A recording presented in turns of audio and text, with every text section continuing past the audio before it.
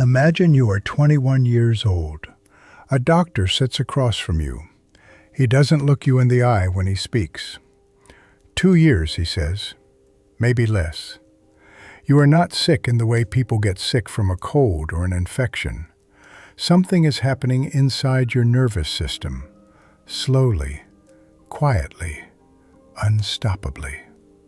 The signals your brain sends to your muscles, move, walk, breathe, speak, are beginning to disappear, one by one, like lights going out in a building, floor by floor. There is no cure. There is no treatment. There is nothing to do except watch it happen. You are 21 years old. You had plans. You had a future. You had a mind that could see things other people couldn't see. And now a doctor is telling you, without quite looking at you, that you have 2 years. Most people, in that moment, would stop. Stephen Hawking did not stop. He went on to live 55 more years. He completely rewrote our understanding of black holes, time, and the origin of the universe. He wrote a book that sat on the bestseller list for 4 years. He became the most recognizable scientist on Earth since Albert Einstein. And he did all of it without being able to move a single muscle in his body. Except one. This is the real story of Stephen Hawking. You are with me on Custom Stories in English. Take a comfortable spot. Let's begin. Oxford, England, 1959. Stephen Hawking arrived at Oxford University at 17 years old, which was unusual. Most students were 18 or 19. He was younger, quieter, and immediately obvious as someone whose mind operated at a different speed than the people around him. But here is something that surprises most people when they hear it. Stephen Hawking was lazy. Not intellectually lazy, his mind never stopped, but academically lazy, in the specific way that extremely gifted people sometimes are. When something comes too easily, there is a temptation to stop trying. Why work hard when you don't have to? Hawking later estimated that during his 3 years at Oxford, he studied for approximately 1 hour per day. 1 hour. His classmates worked. He drifted. He joined the rowing team, not to row seriously, but because it was social. He went to parties. He was charming and funny and quick, and he coasted on a brilliance that required almost no effort to display. His tutors knew he was exceptional. They also found him deeply frustrating. When it came time for his final exams, the exams that would determine whether he got a first-class degree or a second-class degree, and therefore whether the best universities would accept him for graduate study, Hawking did something that only someone very confident or very reckless would attempt. He didn't really prepare. He sat the exams. The results put him right on the border between first and second class. The university held an interview to decide which side of the line he fell on. The examiners asked him about his plans. He told them he was going to Cambridge for graduate study. If they gave him a first, he said, he would leave Oxford and they would be rid of him. If they gave him a second, he would stay. They gave him a first. He went to Cambridge. He began studying cosmology, the physics of the universe itself, how it began, how it works, what it is made of at the deepest possible level. And then, in the winter of his first year at Cambridge, he noticed something. He was having trouble tying his shoelaces. He tripped occasionally, for no clear reason. His speech was becoming slightly slurred. His coordination was off in small ways that were easy to dismiss at first. Tiredness, he thought. Stress. Too much work. He went home for Christmas. His father noticed immediately. A doctor was consulted, then another, then specialists. Tests that took weeks, a stay in hospital, and then a doctor sat across from him and told him, without quite looking at him, that he had motor neuron disease, a progressive, incurable deterioration of the nervous system. 2 years, the doctor said, maybe less. He was 21 years old. The months after the diagnosis were dark. Hawking later described them with the dry understatement that would become his signature. He said he had felt for a while that there was not much point in doing anything, which, given that he had just been told he was dying, seems like a reasonable response. He drank. He listened to Wagner. He avoided his work. He watched other patients in the hospital, some of them younger than him, some of them worse off, and felt something shift, a kind of cold clarity. He was not dead yet. And then something happened that nobody planned. He met a girl named Jane Wilde at a New Year's party. She was studying languages. She was warm and serious and completely unintimidated by him. They talked. They met again. They began spending time together. She knew about the diagnosis. She knew what it meant. She chose him anyway. Later she said that she had decided, quite deliberately, that whatever time there was, she would spend it with him, not despite what was coming, with full knowledge of what was coming. They got engaged. They planned a future that everyone around them quietly assumed would be very short. It wasn't. And here is the paradox at the heart of Hawking's story. The diagnosis changed everything, but not in the direction anyone expected. Before the diagnosis, Hawking had been drifting, brilliant but unfocused, a mind with no particular urgency. The illness gave him urgency. It gave him, as he later said, something he had not had before, a reason. If there was limited time, then the time mattered. If the body was going to fail, then the mind had to do everything before it did. He went back to his work with a focus he had never had before. He started thinking about black holes. To understand what Hawking did, you need to understand what physicists believed about black holes in the 1960s. A black hole is a region of space where gravity is so extreme that nothing can escape it. Not matter, not light, nothing.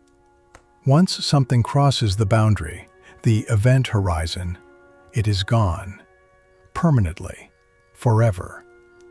This was the accepted understanding. Black holes were, by definition, black, silent. They consumed everything and emitted nothing. Hawking thought about this for a long time, and then, in 1974, he published a paper that said something that stunned the physics world. Black holes are not completely black. Using a combination of Einstein's general relativity and quantum mechanics, two theories that physicists had been trying and failing to combine for decades, Hawking showed that black holes must emit radiation, slowly, consistently, over an almost incomprehensibly long period of time. The radiation came to be called Hawking radiation. What it meant was this: black holes, the most extreme objects in the universe, the things that swallow everything, including light, are slowly, quietly evaporating, leaking energy, growing smaller over billions upon billions of years until eventually they are gone. It was one of the most beautiful and unexpected ideas in the history of physics. It came from a man who by that point could barely hold a pen. The discovery led to one of the most famous bets in scientific history. Hawking made a wager with two physicists, Kip Thorne and John Preskill.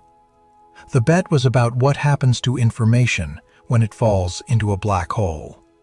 Does it disappear forever, or is it somehow preserved? Hawking said it disappeared. Thorne agreed with him. Preskill said it was preserved. The prize was an encyclopedia, the winner's choice. In 2004, after 30 years of thinking, Hawking changed his mind. He announced at a conference that he had been wrong. Information is preserved. He handed Preskill a baseball encyclopedia. Thorne refused to concede. He said he still wasn't convinced. The argument about what exactly happens at the edge of a black hole continues to this day. Physicists call it the black hole information paradox. It remains one of the deepest unsolved problems in theoretical physics. Hawking started it from a wheelchair with a mind that refused to stop. By the early 1980s, Hawking's body had almost completely failed him. He could no longer walk. He could no longer write. He could no longer feed himself or dress himself or exist without constant care. He communicated by slowing his speech down to a labored crawl, raising his eyebrows to indicate words on a card that someone held in front of him. He was, by any physical measure, almost completely trapped. And then in 1985, traveling in Geneva, he developed pneumonia. It was serious, more serious than the infections he had survived before. The doctors in Geneva told Jane that the situation was critical. She made the decision, the agonizing decision, to continue treatment rather than let him go peacefully. He survived, but the survival came at a cost. To keep him breathing, surgeons performed a tracheotomy. They cut an opening in his throat and inserted a tube. The procedure saved his life. It also permanently destroyed his ability to produce sound. Stephen Hawking could no longer speak. A computer scientist named Walt Woltosz heard about his situation and sent him a program, a system that allowed Hawking to select words on a screen using a hand clicker, which would then be spoken aloud by a speech synthesizer. The voice it produced was flat, American accented, robotic, nothing like his real voice. He learned to use it. He became extraordinarily fast with it, eventually constructing sentences at a rate of 15 words per minute. Slow by speaking standards, but fast enough to lecture, to give interviews, to argue with colleagues, to tell jokes. And the voice, that flat, electronic, slightly American voice, people who knew him offered to upgrade it over the years. By the 1990s and 2000s, speech synthesis technology had advanced enormously. There were voices available that sounded genuinely human, warm, natural, accented however you liked. Hawking refused every upgrade. He said the voice had become his own. People recognized it. It was him now, he said, as much as any voice is anyone. There is something in that decision that says more about Hawking than almost anything else. He did not want to sound more human. He already was human. The box and the synthesizer and the robotic American accent, That was just how his humanity came out. He kept the voice until the end. In 1988, Stephen Hawking published a book. He had been encouraged to write it by his editor, who believed that there was an audience for a book about cosmology, about black holes and the Big Bang and the nature of time, written for ordinary people. Not for physicists, not for academics, for anyone who had ever looked up at the sky and wondered what was out there. Hawking was skeptical, but he wrote it. A Brief History of Time, from the Big Bang to Black Holes. His editor told him that every equation he included would cut the readership in half.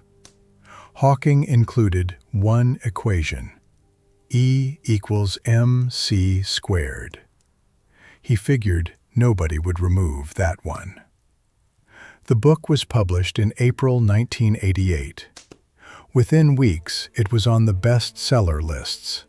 Within months, it was a phenomenon.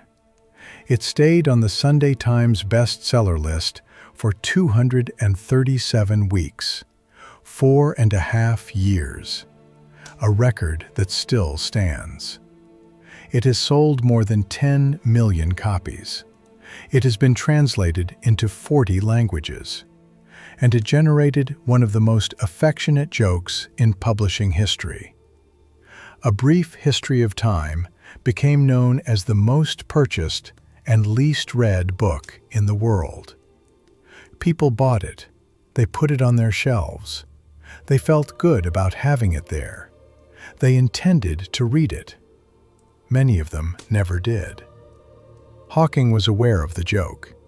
He did not seem particularly bothered by it. He said, with his characteristic dry humor, that he had at least managed to get the book into more homes than most physicists ever reach. The book changed his life in ways that went beyond sales figures. It made him famous not just in the way that great scientists are famous, known by other scientists, respected by academics, but famous in the way that rock stars are famous, recognizable to strangers, stopped on the street, asked for photographs, invited onto television programs, into movies, into conversations that had nothing to do with physics. He appeared on Star Trek. He appeared on The Simpsons. He appeared on a comedy panel show and told jokes that made the audience laugh out loud and then feel slightly confused about why they were laughing. He seemed to enjoy all of it enormously. There is a version of Stephen Hawking that history tends to present: the heroic genius, the man who triumphed over his body, the smiling figure in the wheelchair, the robotic voice delivering profound ideas with a wry joke at the end, a symbol of the human spirit, unconquerable, inspiring. That man existed. He was real. But he was not the whole story. Jane Hawking, who had chosen him at 21, who had spent decades as his primary caregiver, who had built her life entirely around his survival and his work, wrote a memoir about their marriage. It was honest in ways that made people uncomfortable. She described a man who was brilliant and funny and capable of extraordinary tenderness. She also described a man who was controlling, who could be cruel, who used his condition as a kind of armor against any challenge to his authority, whose helplessness gave him, paradoxically, a form of power over everyone around him. They divorced in 1995. Hawking married his nurse, Elaine Mason, shortly afterward. That marriage was also troubled. It ended in divorce in 2006. There were allegations, investigated by police, never prosecuted, that Hawking had been physically abused. He denied it. The truth remains unclear. He was a complicated man, as most extraordinary people are. He was also provocative in ways that went beyond his personal life. He said publicly and repeatedly that he did not believe in God. Not agnostically, not "I am not sure," but clearly, directly, as a conclusion he had reached through the same reasoning he applied to everything else. The universe does not require a creator, he said. The laws of physics are sufficient explanation. There is no room in the equations for a God. Religious people found this offensive. He did not particularly adjust his position for their comfort. He warned, in the last years of his life, about artificial intelligence, not cautiously, urgently. The development of full artificial intelligence, he said, could spell the end of the human race. Not because machines would be evil, but because they would be better at everything, and humans, slow, biological, limited, would not be able to compete. He warned about climate change. He warned about nuclear weapons. He warned about contact with alien civilizations, saying that any species advanced enough to reach us would almost certainly be advanced enough to destroy us, and we should stop broadcasting our location into space. He was a man who had spent 50 years staring at the universe and thinking about what it meant. And what it meant, in his view, was that we were a small and fragile and not particularly careful species on a small and fragile planet, surrounded by forces we barely understood. He said these things not to frighten people. He said them because he thought they were true. So let's go back to that moment. A doctor's office, a 21-year-old, a sentence that ended everything. 2 years, the doctor said, maybe less. Stephen Hawking lived until he was 76 years old. He died on March 14th, 2018, which happened to be, and this is the kind of detail that feels too perfect to be real, but is, Pi Day. March 14th, 3.14, and the 139th birthday of Albert Einstein. He outlived his diagnosis by 55 years. In those 55 years, he rewrote the physics of black holes. He explained the origin of the universe to 10 million ordinary people who had never thought about cosmology before. He made science accessible and funny and human in a way that almost nobody before him had managed. He proved in his own body, his own life, his own voice, that the mind is not the same thing as the body, that thought does not require movement, that ideas do not need hands to build them. He also showed us something harder to quantify, but just as important, that limitation is not the end of a story. Sometimes limitation is where the story actually begins. The body that stopped working gave his mind a reason to work harder than it ever had. The voice that was taken from him became the most recognizable voice in science. The 2 years he was given became 55. He used every single one of them. You are learning English. Maybe it feels slow. Maybe it feels like the words won't come the way you want them to. Maybe some days it feels like something is working against you. Stephen Hawking communicated at 15 words per minute, through a machine, with one finger, and he had things to say that the whole world stopped to hear. Keep going. Your words are coming. You are with me on Custom Stories in English, and the story, your story, is just beginning.